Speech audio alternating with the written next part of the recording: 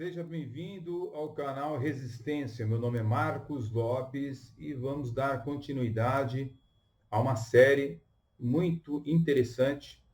As pessoas que verdadeiramente gostam, né, da palavra de Deus e da historicidade vão apreciar, sem sombra de dúvida, esta série, ok?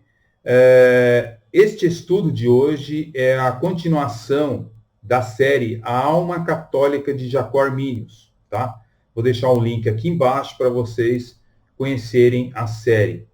Existe também uma outra série, né, de vídeos que tem por título As Influências que Jacó Arminius sofreu em sua teologia. É uma outra série que está em paralela com esta série aqui, ok?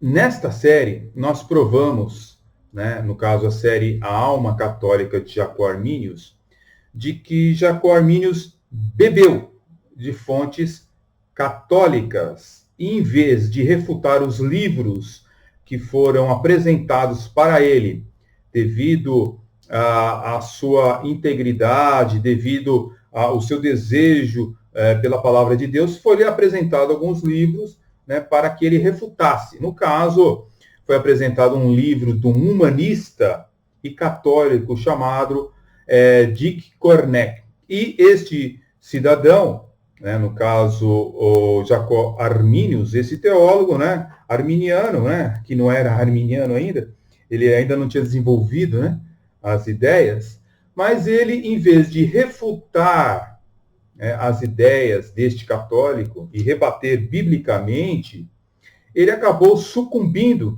aos raciocínios ali expostos no livro de Dick Corneck, certo? Ele bebeu também de fonte molinista do jesuíta católico Luiz de Molina, né? E quando nós estamos afirmando e declarando essas questões, nós estamos amparados pela história e com fontes seguras.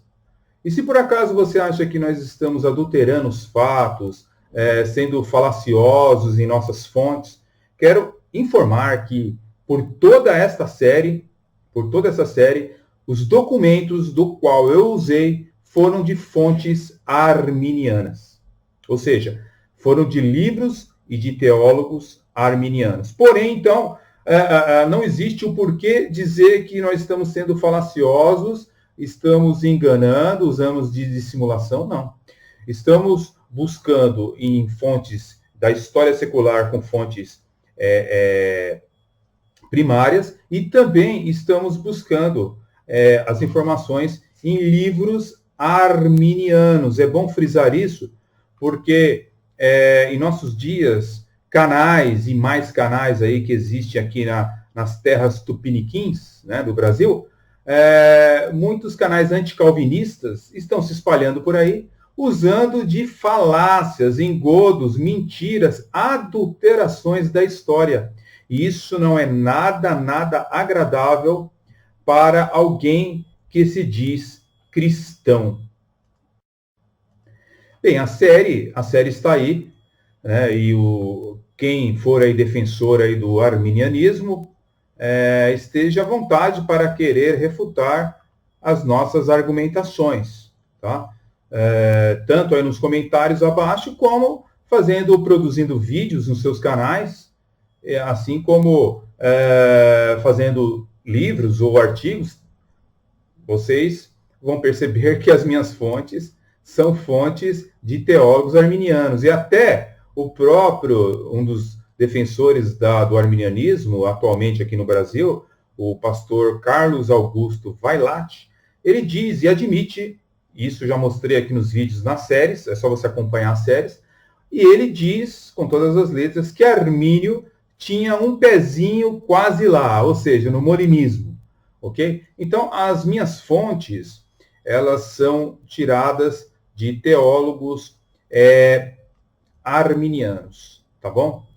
Bem, eu expus também na série Alma Católica de Jacó Arminius de que eu considero o arminianismo uma heresia e não um erro, mas uma heresia, ok? Por quê?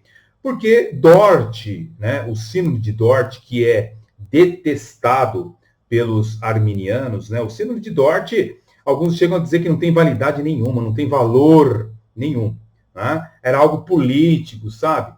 Só que acontece o seguinte, quando você investiga o Sínodo de Dort, através de documentação séria, você vai perceber de que os maiores exegetas daquela época, os maiores teólogos daquela época, foram estudar, né, as questões arminianas. Eles estavam levantando questões, os remonstrantes, e precisavam ter respostas bíblicas, ver se eles estavam certos ou eles estavam errados.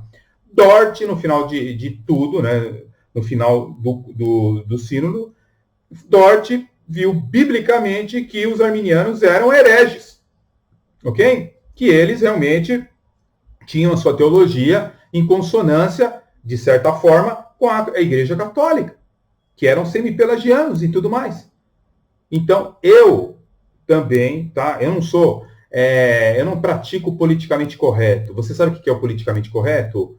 É que muitos teólogozinhos aí estão fazendo em nossos dias, para ter visualizações em seus canais, para crescer o seu canal, para ser amado por todos. Eu não tenho essa preocupação.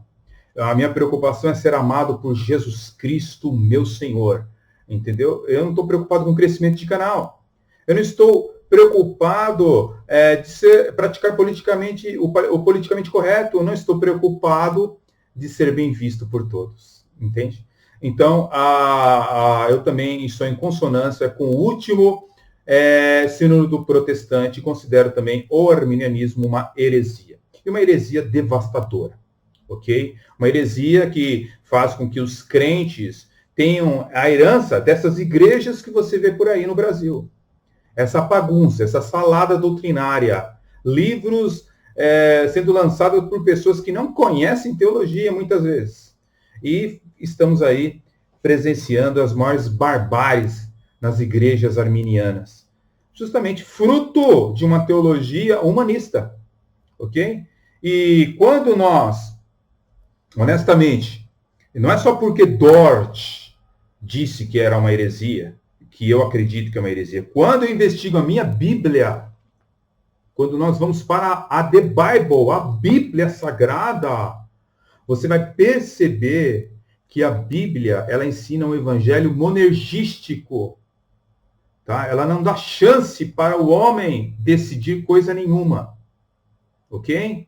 Então, quando você lê Efésios 2, 8 e 9, por exemplo, olha, porque pela graça sois salvos por meio da fé, isto não vem de vocês, mas é dom de Deus. Ah, não, mas aí não está falando da graça, está falando da fé. Indiferente. O texto grego está mostrando para você que isso não vem de você. Tá? Que a salvação, ela é alicerçada pelo Deus Todo-Poderoso. E você, no seu humanismo, você quer dizer que você tem condições de escolher entre Deus ou não. O causador dessas coisas é um homem chamado Jacob Arminius, né? As obras de Armínio, em português, nós já temos várias declarações dele, tá bom? Onde ele chega a dizer, na página 208 do volume 1 das obras de Armínio, ele chega a dizer que Deus, portanto, não atribui a vida eterna a qualquer ser humano, a partir de seu próprio decreto absoluto, sem considerar a fé e a obediência. Então, este evangelho de Jacob Arminius, tá? É um evangelho diferente do que é apresentado nas Escrituras. Tá bom? Você percebe aqui, nessa declaração, que Armínio está afirmando que o homem, ele é eleito, ele é salvo com base na fé e nas obras, na obediência, o que contraria totalmente as Escrituras. Basta você ler a Bíblia, querido. Você não tem uma Bíblia na sua casa? Você não lê a Bíblia, pelo menos? Ou você vai ficar comendo aí dia e noite esses livros aí da editora Reflexão e se contaminando a cada dia? Você aí que faz seu canal aí. Será que você não vai começar a abrir a Bíblia e ler os textos, o que diz no grego mesmo? Fazer uma exegese do texto, né? Ir lá para Apocalipse 13 e 48, né? Ir lá para Efésios 2, 8 e 9, Romanos 9, né? Versículo 11 ao 13. Você não vai começar a fazer uma exegese desses textos? Ou você vai continuar comendo da mão desses canaizinhos anticalvinistas? Canaizinhos, que eu quero dizer, eles têm muitos membros, né? Milhares de seguidores. Mas é canaizinhos no sentido de que realmente eles não querem realmente a verdade de Deus. Tá? Então, essa frase aí de Armínio, né? Charles Taze Russell, Ellen Goldwhite, Joseph Smith, Allan Kardec mandam lembranças. Bem, então vamos observar nesta série aqui, ok? Vamos prestar atenção, então, nesta série, o arminianismo, a alma das seitas, que é uma continuação, como eu disse. Vamos prestar atenção, então, e observar o que eu anunciei nos vídeos anteriores. Eu anunciei de que toda seita, sem exceção, ela acredita no livre-arbítrio, ok? Toda seita, inclusive, eu posso deixar um link aqui embaixo para você ver, eu tenho um vídeo específico sobre isso, mostrando e provando que o satanismo, bruxaria, qualquer tipo de seita, ela acredita que o homem tem livre-arbítrio, ok? Isto é um fato, tá? Não estou aqui inventando, basta que você faça uma pesquisa sem o óculos do arminianismo, aí você vai perceber isso daí. Eu não sei isso por toda essa série. É uma pena que muitos evangélicos, né, modernos, eles ainda não descobriram este ponto que coloca o arminianismo numa situação difícil. Aí você pode dizer, não, mas eu não creio da forma como muitas igrejas acreditam, eu acredito na graça preveniente. Não, você pode inventar o que você quiser, mas no fim cai numa vala chamado livre-arbítrio. Tá bom? Agora, é uma pena, né, que apologistas brasileiros veem essa verdade que eu estou anunciando, mas preferem o glamour, as visualizações, o aplauso dos seus milhares de seguidores. É uma pena para eles. Eu só tenho que informar para vocês, que são apologistas, que vocês não são mais inocentes. E saibam contra quem vocês estão lutando. E é contra o Evangelho de Jesus Cristo, tá bom? Agora, vimos também nessa série, né, que raciocínios católicos foram absorvidos por Jacó Arminius, mas é justamente porque as duas vertentes são semipelagianas, tanto o arminianismo como o catolicismo romano. E é por isso que Jacó Arminius não conseguiu entender o que era ser reformado, ok? Agora vamos ver as declarações espíritas, kardecistas e até mesmo do baixo espiritismo, no caso a Umbanda. Vamos ver o que eles têm a declarar, né? Como é que é o seu raciocínio, certo? A gente percebe que é um raciocínio, eu vou falar bem devagar para vocês aqui. O raciocínio do espiritismo é um raciocínio antitulipiniano. Tulip. Sabe a tulip? Ou seja, eles negam a tulip da reforma protestante. Interessante isso, né? Interessante.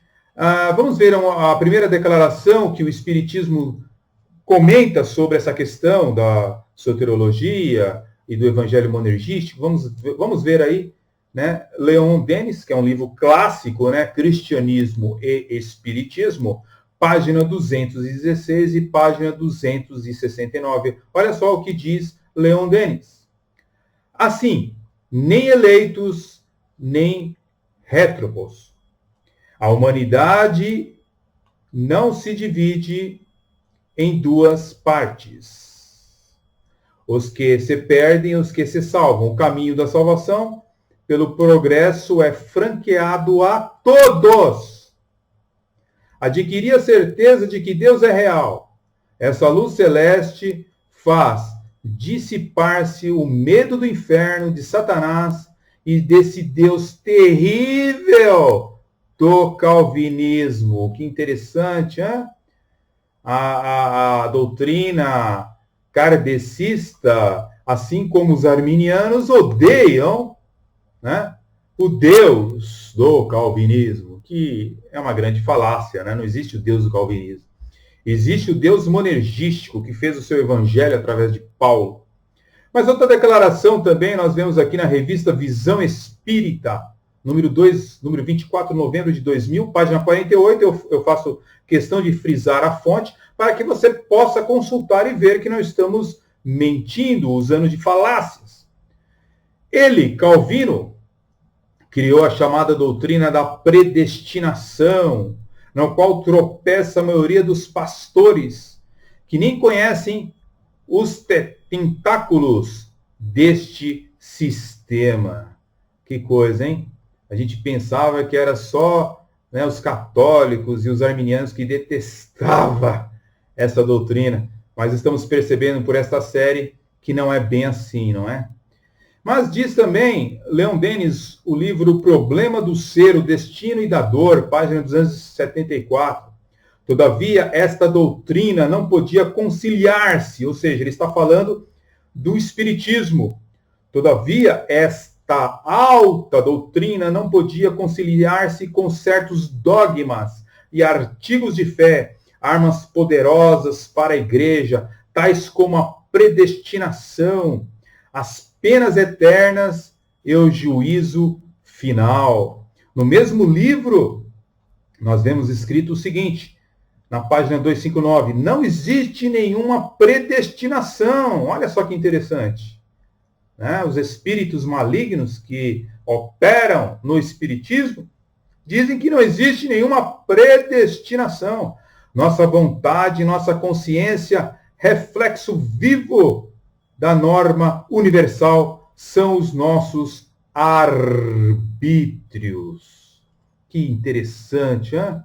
As declarações espíritas, elas estão, lógico, fomentadas por espíritos malignos, né? Elas dizem que existe o livre-arbítrio, né? Que não existe predestinação.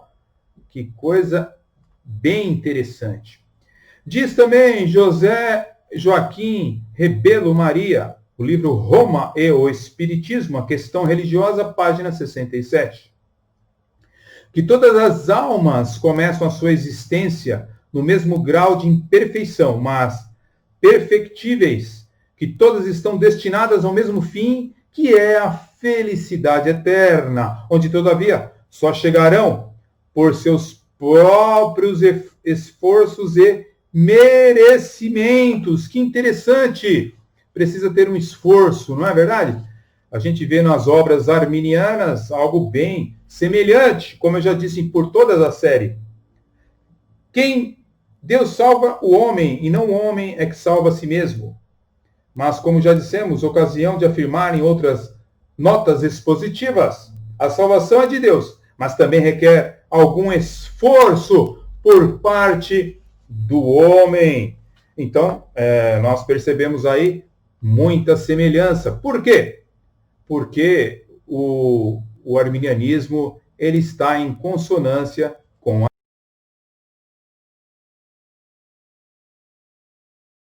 Como que Deus permite que haja a existência de pessoas, de almas tão perversas, que produzem e realizam tantas maldades, que nos infligem sofrimentos grandiosos? Às vezes nós não entendemos por que isso acontece. Então nós vamos embasar aqui numa pergunta do Livro dos Espíritos. E a partir daí fazer um raciocínio à luz da doutrina espírita para que a gente consiga entender essas indagações e essas dificuldades que nós ainda possuímos para a compreensão de leis e princípios de Deus, da doutrina espírita de uma maneira geral.